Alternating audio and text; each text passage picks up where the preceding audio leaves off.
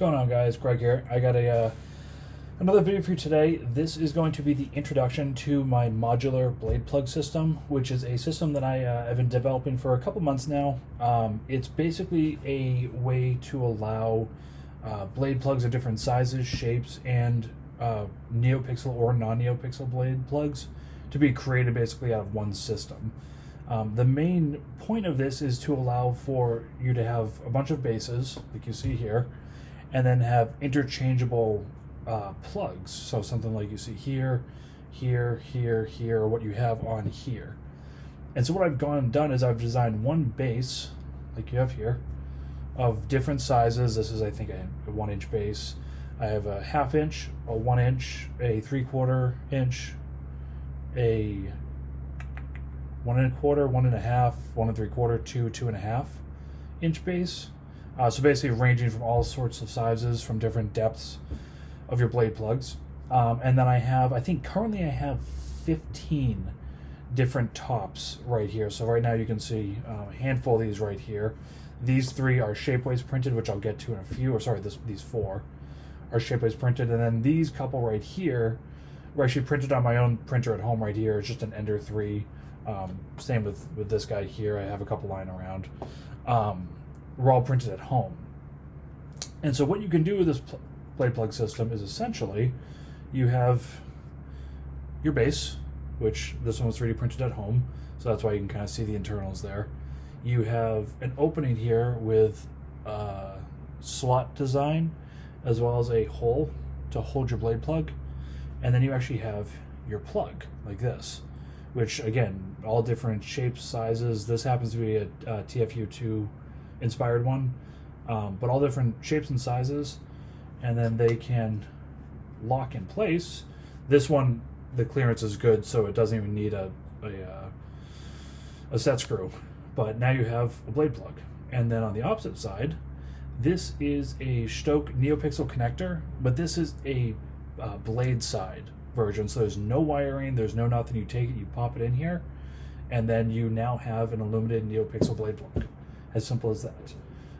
Like I said, there's no wiring, there's no soldering, there's no nothing. You can print these 2 pieces, 1 and 2, and then you can purchase this 3rd piece, and now you have a neopixel blade plug. As simple as that. And then to go a step further, if you are tired of having this blade plug top, you can take it off and you can pop a different one in. There you go. Now we got a brand new, completely different blade plug. And get tired of that, and you can toss in another one. You have a completely different, sorry, the camera's, there we go, a completely different blade plug. Okay, this one happens to be a clear one, and so on and so forth, and I will keep doing that. So boom, toss that in. Once again, completely different blade plug. So that is the basic premise of this setup. I'm going to go through a quick little demo, kind of go through some of these materials that I have here, give you, like I said, a demo in a Saber, and go from there. So what I have here, this is going to be, I'm going to go with just the Shapeways parts I have printed for now. So this is one I got from scratch. I bought, this one is a polished brass or polished copper. I forgot how far away the camera is. This one's, like I said, it's a polished brass or copper. This is a transparent, the fine detail plastic. This is actually sandstone, which I might add back in. The problem is it has a grainy texture. So it looks really cool, but I'm not sure how that's going to work with fitting inside the Sabers.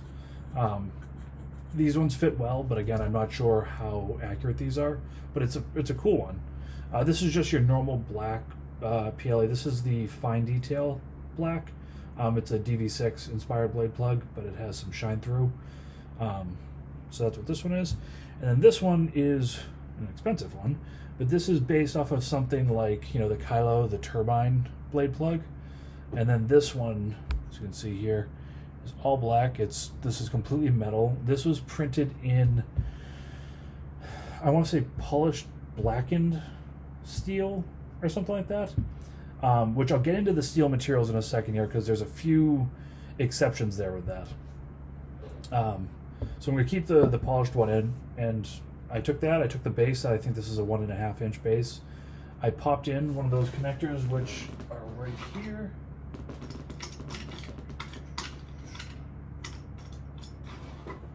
Right here. This is just a spare one I have, so it's the Stoke LED connector that you have with the blade side PCB. And like I said, then that just takes, this is actually a blank one I have. There's a screen right there, you just take this, and I don't know if this one's going to pop in because it hasn't been sanded, but get close to it. Will it fit? Close. I'm not going to force it because this one still needs to be sanded down. Sometimes you have to sand the edge of these PCBs because they got the little nubs from the manufacturing, but it pops in there, and now you have an illuminated blade plug.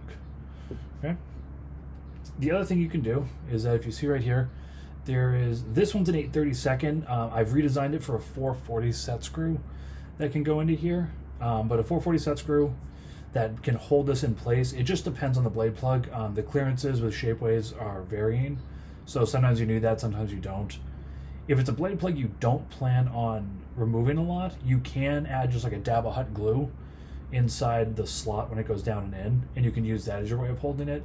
Obviously it's a lot easier to strip the plastic, but it's kind of up to you guys. But you have different options to hold this in place, which is nice. And then after that, all you do is you take it, you can pop in your Saber. I'm going to just tighten my set screw. This is a Jedi Killer lightsaber that I actually completed myself. Full install by myself. The chassis is available on my Shapeways Store as well. You know, shameless plug. And that is in there. This obviously doesn't go with the theme of this Saber, but like that's not the point of this video. But now it's in there. You have a full metal blade plug that is fully illuminated. The blade plug is illuminated. This is not the Stoke PCB LED because remember that one that I put in here would block that. So this is a fully illuminated blade plug now.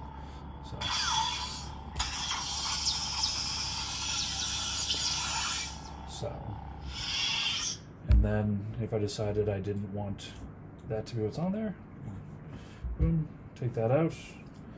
I can loosen the set screw, pop that out, and we'll go with this guy right here. So put that back in there, turn the set screw down. That's not coming out. This is back in here. Turn that down. And now you have a completely different blade plug that easily. So.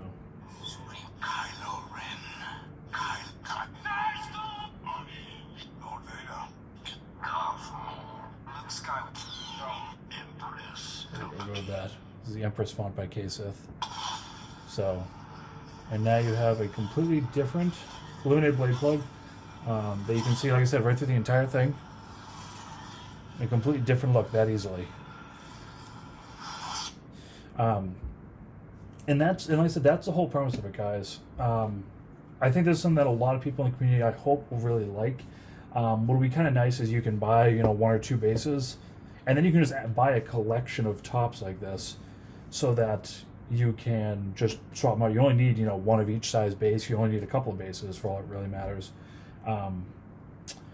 There are a couple notes with the materials. I will say, first and foremost, I know how expensive the polished materials are.